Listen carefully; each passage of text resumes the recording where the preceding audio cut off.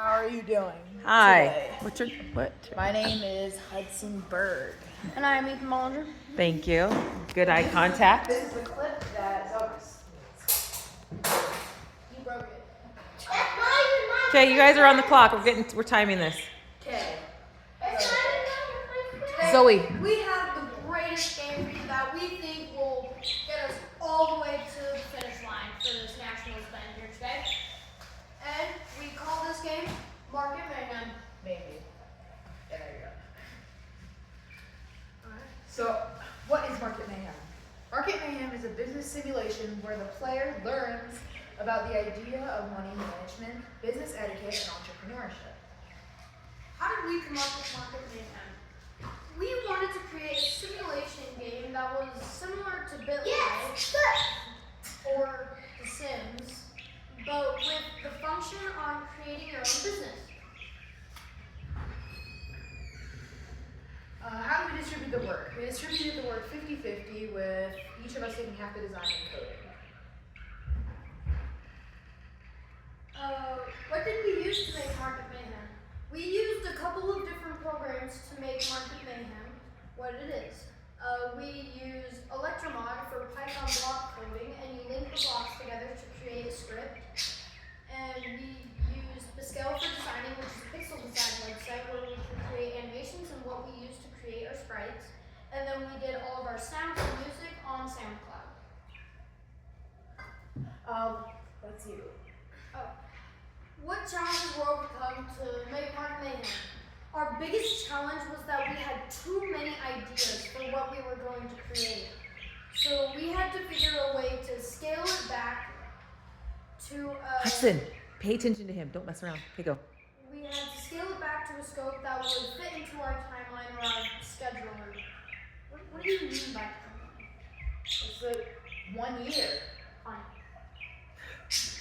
Another challenge happened 5 days before the regional competition. Our game that was on a USB drive was corrupt, and some of the latest code was sadly lost. But we worked hard and stayed up late and replaced some of the code and made the game better than it was before.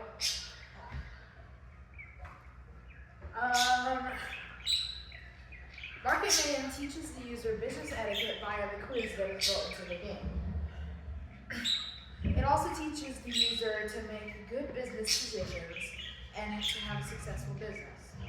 It teaches the user money management on 2 different types of the levels that we have.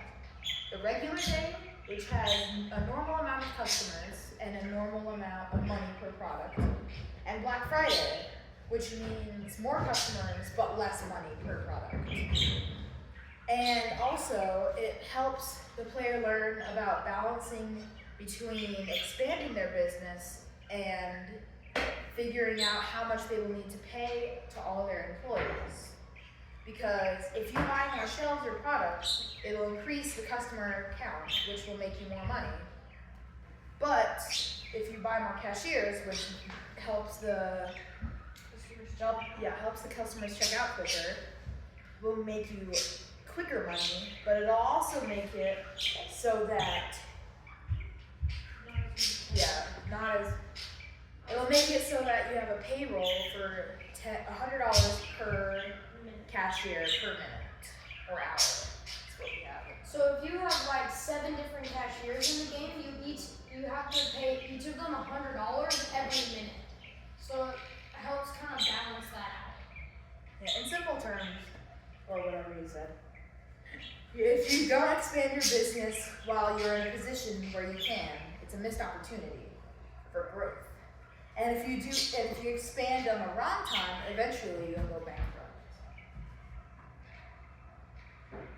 Then Hey, let's go the back. so game. Okay, So here, I think what might be best is for right now, I'll Oh, pull he up- has it. He has it up.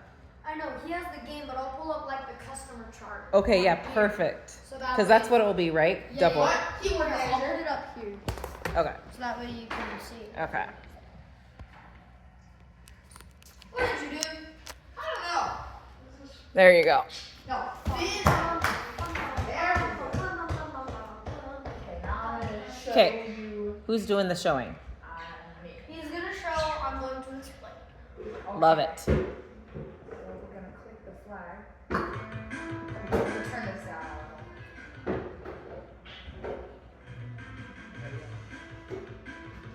So here in the main menu, you can select which level you would like and then start. Hudson, do it a little bit lower. And then we have a kind of a long tutorial, but it explains the mechanics of the game, how to play it, what you need to do.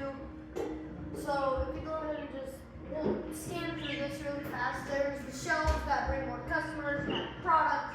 You have the expand button that can expand your business. You can have a maximum of 7 registers and 14 shelves. You can buy 10 products button. You buy 10 products for $50 and then you sell each of them for 20. And this is your funds counter, so how much money you have. If it goes below 0, you lose. And now, this is what happens. Customers walk through the store up here. And go to the shelves. And Sometimes customers need help right here. getting things off the shelves, so they'll have an exclamation point like you know you need to go for them, Touch them. go next to them, and then they'll do their thing. And they leave. And this is the restock screen. Restock shelves. So they'll restock shelves, going around, putting things on shelves. And that's pretty much everything about the game.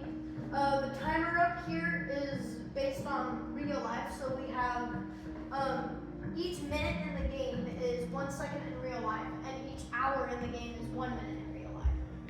Okay, so now I need to explain. Here, you explain the this customer chart, I'll do this. Yeah, you make sure I don't go bankrupt.